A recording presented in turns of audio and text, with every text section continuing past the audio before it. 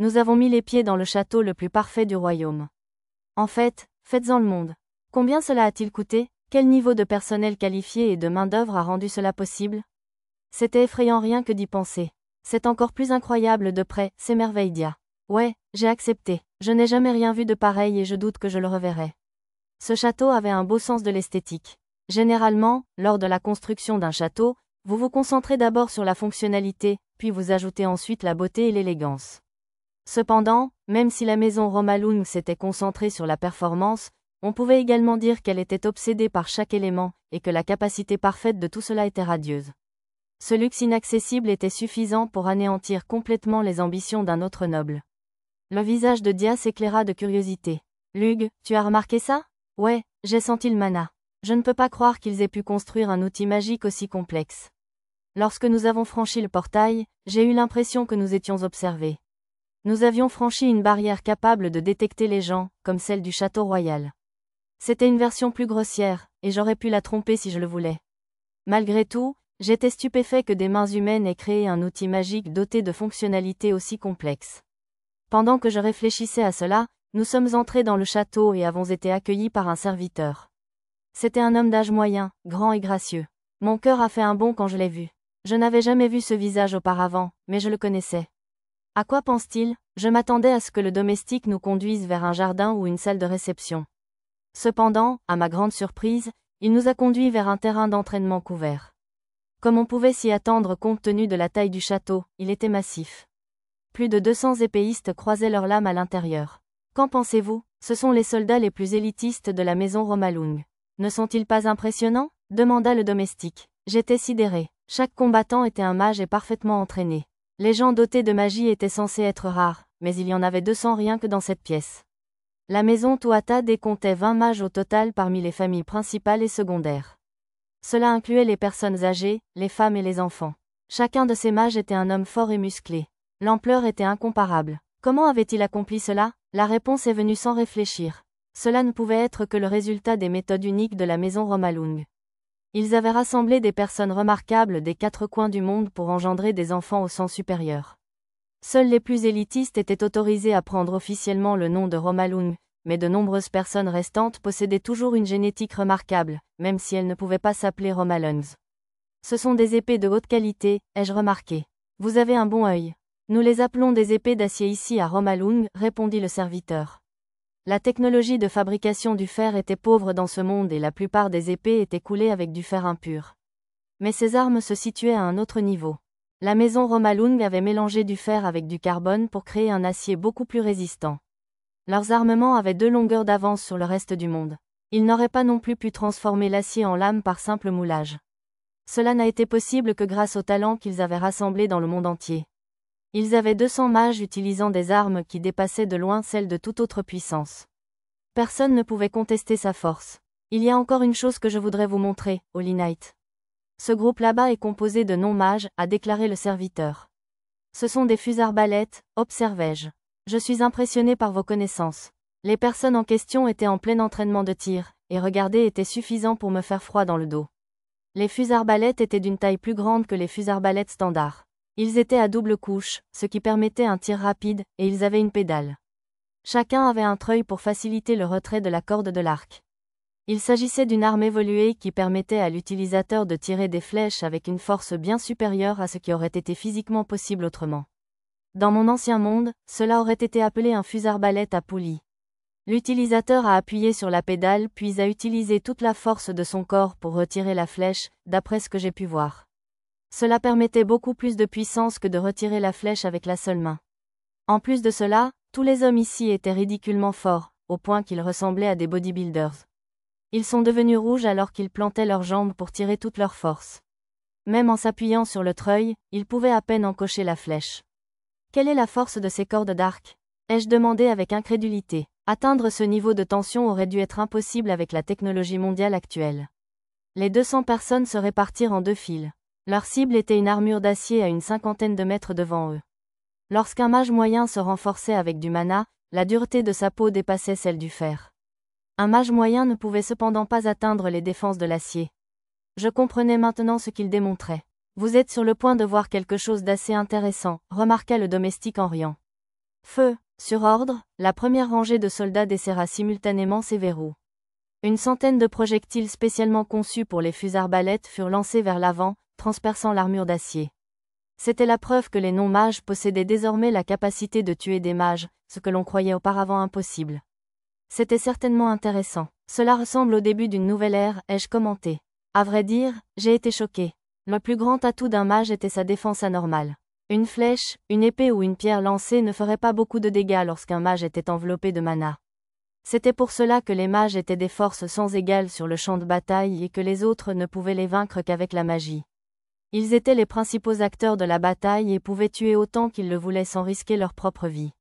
Pourtant, cette vérité venait d'être bouleversée. Peu importe leur force ou leur rapidité, les mages périraient désormais aussi facilement que n'importe qui d'autre.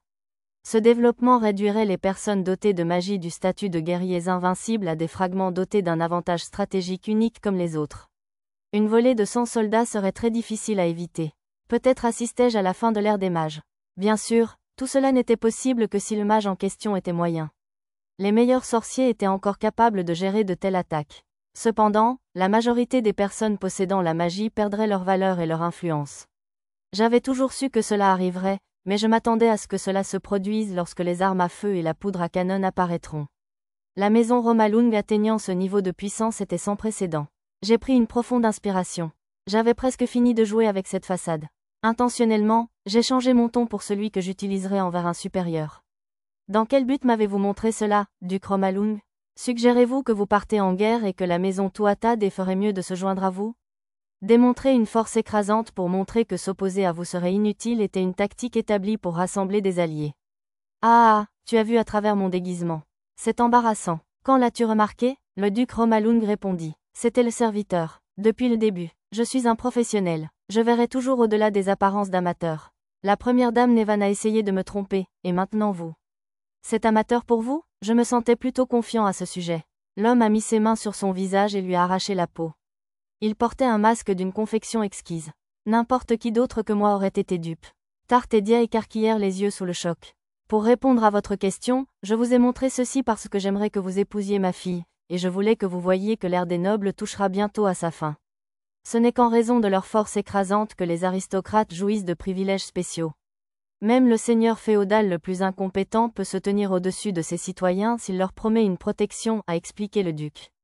Le plus grand imbécile du monde pouvait gérer un domaine tant qu'il possédait du mana. Les aristocrates détenaient trop de pouvoir pour que les gens ordinaires puissent s'y opposer. Les révoltes étaient vouées à l'échec avant même d'avoir commencé. Le mieux qu'un citoyen mécontent puisse faire était de s'enfuir dans la nuit. Les citoyens comptaient sur leurs dirigeants pour se protéger. Ils n'avaient d'autre choix que de dépendre des nobles si des monstres apparaissaient. Ainsi, les membres de la classe dirigeante étaient considérés comme des dieux et les gens étaient prêts à mettre de côté tout mécontentement si cela signifiait survivre. C'est vrai, si les nobles peuvent être tués facilement, tout le système va basculer. Il viendra un moment où posséder du mana ne sera considéré que comme un talent comme les autres, ai-je déclaré. Si les gens ordinaires pouvaient facilement tuer des mages et affronter les monstres par eux-mêmes, alors les mages seraient alors considérés comme de simples humains plutôt que des divinités. Toute la frustration refoulée qui s'était accumulée au fil des années parmi les citoyens allait exploser, conduisant à des insurrections dans les domaines gouvernés par les incompétents. La même chose s'était produite sur Terre. Une fois que les chevaliers ne purent plus dominer les autres, la noblesse commença à s'effondrer. Les chevaliers étaient les plus forts de la société en raison de leur éducation spécialisée, de leurs chevaux et de leurs armures coûteuses. Cependant, les armures ont perdu leur utilité à mesure que les armes progressaient, et leurs prouesses au combat sont également devenues moins utiles sur le champ de bataille. Bientôt, les chevaliers ne purent même plus repousser les brigands errants. Une fois qu'ils sont devenus juste une autre pièce à utiliser en temps de guerre, le respect, l'adoration et l'adoration dont les célèbres combattants à l'épée avaient disparu, et ils ne sont plus devenus meilleurs que n'importe qui d'autre. Une chose similaire commençait ici. Les seigneurs féodaux incompétents seraient probablement éliminés et remplacés par des roturiers sans mana. Ne trouvez-vous pas ça drôle?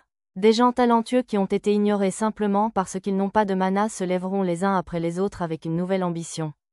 Et ils nous mettront de côté, nous, leurs anciens dirigeants. Ou peut-être qu'ils créeront un pays composé uniquement de non-mages et tenteront de nous éliminer tous, a déclaré le duc Romalung. Je ne trouve pas cela drôle du tout. Le royaume alvanien est actuellement en paix. Je ne peux pas accepter une guerre pure et simple. Le duc renifla. Ce n'est pas dans ton genre de dire quelque chose d'aussi stupide. Qualifier de stupide une déclaration aussi logique lui ressemblait beaucoup. Il avait les yeux tournés vers l'avenir. Laissez-moi deviner ce que vous pensez. La maison Romalung est maintenant capable de fabriquer des armes capables de tuer des mages. Il est donc logique de conclure qu'il y a une chance que d'autres les construisent aussi, et même s'ils ne le font pas, ils finiront par le faire. Vous voulez qu'Alvan fasse face à ce changement plus rapidement que n'importe quelle autre nation. Si une armée de soldats étrangers devait nous envahir comme nous le sommes actuellement avec des armes capables de tuer des mages, nous serions ruinés, ai-je théorisé. Vous avez raison, mais ce n'est pas tout, répondit le duc Romalung. De plus, vous pensez que celui qui possède suffisamment de force pour survivre à ces armes est apte à régner. Quelqu'un comme vous, par exemple. Il ne fait aucun doute que vos fusils arbalètes ne sont pas assez puissants pour vous tuer. Le duc Romalung hocha la tête, l'air satisfait. Ni toi. Oui, c'était une réponse parfaite. Il n'y a pas une seule âme parmi mes vassaux qui puisse voir les choses de mon point de vue. Je savais que tu étais spécial. Une flèche voyageant plus vite que la vitesse du son est venue vers moi par derrière. Je l'ai attrapée entre mes doigts sans même me retourner. Le duc Romalung a applaudi, puis a déclaré, avec l'introduction de ces armes, les nobles qui détiennent le pouvoir simplement parce qu'ils ont du mana seront éliminés. Tous ceux qui survivront seront les vrais nobles, les gens dignes de diriger ce pays. En ce sens, vous venez d'obtenir une note de passage. Je veux que vous rejoigniez ma famille. Cependant, j'admets que mes méthodes de test pour voir si vous étiez digne de ma fille étaient inappropriées, j'ai donc préparé des excuses. À propos de ça, je n'ai pas l'intention d'épouser Lady Nevan. C'était quelque chose que je n'aurais jamais pu refuser en tant que simple Tuatha-Dé. En tant que chevalier sacré, cependant, je pourrais m'en sortir sans problème.